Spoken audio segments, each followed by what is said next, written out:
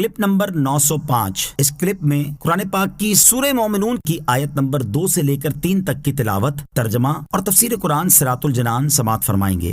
بسم اللہ الرحمن الرحیم۔ ترجمہ: اللہ کے نام سے شروع جو نہایت مہربان رحمت والا ہے۔ الذین هم فی صلاتهم خاشعون۔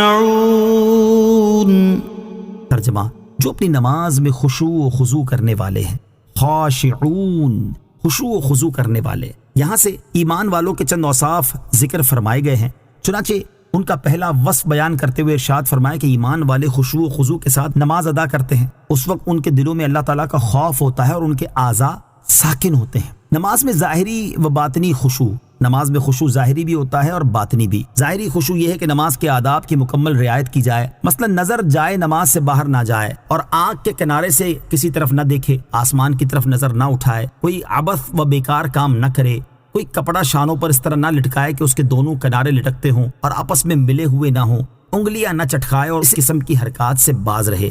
باطنی خشوع یہ ہے کہ اللہ تعالیٰ کی عظمت پیش نظر ہو، دنیا سے توجہ ہٹی ہوئی ہو اور نماز میں دل لگا ہو۔ یہاں نماز کے دوران آسمان کی طرف نظریں اٹھانے، ادھر ادھر دیکھنے اور یہاں وہاں توجہ کرنے سے متعلق 3 احادیث سماعت کیجیے۔ نمبر 1، بخاری شریف کی حدیث ہے، حضرت انس بن مالک رضی اللہ تعالی عنہ سے روایت ہے، حضور اقدس علیہ الصلوۃ والسلام نے ارشاد فرمایا، ان لوگوں کا کیا حال ہے جو اپنی نماز میں نظریں آسمان کی طرف اٹھاتے ہیں۔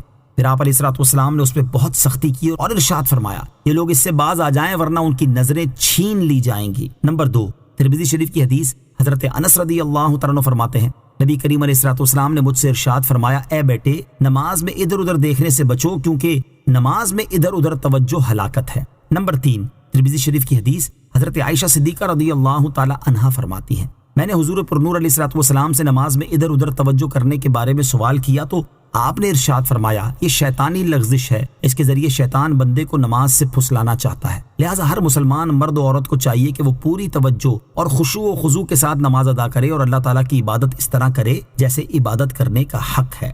خشوع کے ساتھ نماز ادا کرنے کی فضیلت اور 2 واقعات۔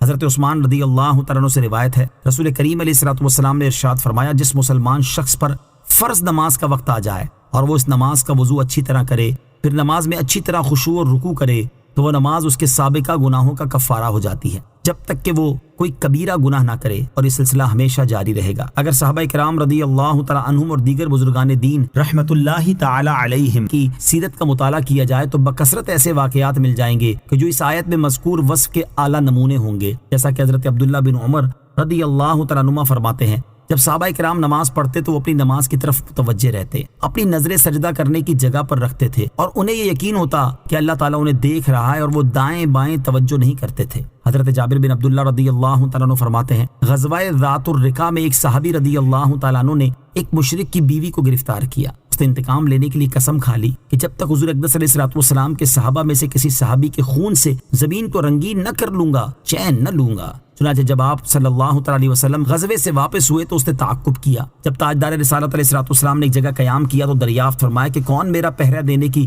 ذمہ داری اپنے سر لے گا۔ مہاجرین و انصار دونوں میں سے ایک ایک بہادر اس شرف کو حاصل کرنے کے لیے اٹھے۔ آپ علیہ الصلوۃ والسلام نے حکم دیا کہ گھاٹی کے دہانے پر جا کر پہرا دو۔ دونوں صحابی وہاں پہنچے تو مہاجر صحابی رضی اللہ تعالیٰ عنہ سو گئے اور انصاری صحابی رضی اللہ تعالیٰ عنہ نے نماز پڑھنا شروع کر دی۔ مشرک آیا اور فوراً تاڑ گیا کہ یہ محافظ اور نگہبان ہیں، چنانچہ اس نے 3 تیر مارے، تینوں ان انصاری صحابی رضی اللہ تعالیٰ عنہ کے جسم میں پیوست ہو گئے، لیکن وہ اسی طرح رکوع اور سجدہ کرتے رہے۔ والذین هم عن اللغو معرضون۔ ترجمہ: اور وہ جو فضول بات سے منہ پھیرنے والے ہیں۔ عن اللغو، فضول بات سے۔ فلاح پانے والے مومنوں کا دوسرا وصف بیان کیا گیا کہ وہ ہر لغو و باطل سے بچے رہتے ہیں۔ لغو سے کیا مراد ہے؟ علامہ احمد صابی رحمۃ اللہ تعالی فرماتے ہیں، لغو سے مراد ہر وہ قول، فعل اور ناپسندیدہ یا مباح کام ہے جس کا مسلمان کو دینی یا دنیاوی کوئی فائدہ نہ ہو، جیسے مذاق مسخری، بےہودہ گفتگو، کھیل کود، فضول کاموں میں وقت ضائع کرنا، شہوات پوری کرنے میں ہی لگے رہنا وغیرہ، وہ تمام کام جن سے اللہ تعالیٰ نے منع فرمایا ہے۔ خلاصہ یہ ہے کہ مسلمان کو اپنی آخرت کی بہتری کے لیے نیک اعمال کرنے میں مصروف رہنا چاہیے، یا وہ اپنی زندگی بسر کرنے کے لیے بقدر ضرورت حلال مال کمانے کی کوشش میں لگا رہے۔ احادیث میں بھی لا یعنی اور بیکار کاموں سے بچنے کی ترغیب دی گئی ہے۔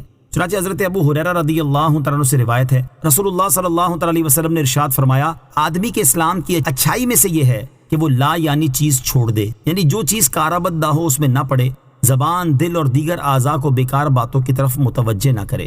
اور حضرت عقبہ بن عامر رضی اللہ تعالیٰ عنہ فرماتے ہیں، میں حضور اقدس علیہ الصلوۃ والسلام کی خدمت میں حاضر ہوا اور عرض کی نجات کیا ہے؟ ارشاد فرمایا، اپنی زبان پر قابو رکھو اور تمہارا گھر تمہارے لیے گنجائش رکھے، یعنی بیکار ادھر ادھر نہ جاؤ اور اپنی خطا پر آنسو